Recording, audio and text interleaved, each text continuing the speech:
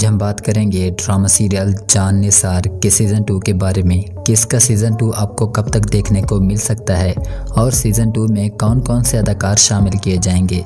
ये सब जानने के लिए हमारी इस छोटी सी वीडियो को एंड तक ज़रूर देखिएगा।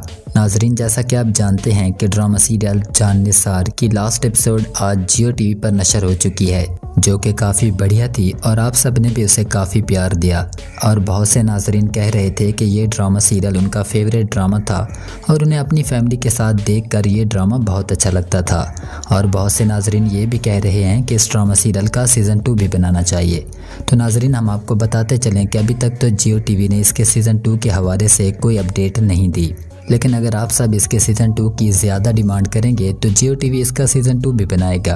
अगर आप भी चाहते हैं कि जान निसार ड्रामे का सीज़न 2 भी आना चाहिए तो कमेंट्स में जान निसार सीज़न 2 लिख दें, ताकि जियो टीवी की टीम जान निसार ड्रामे के सीज़न 2 पर जल्द काम शुरू करे।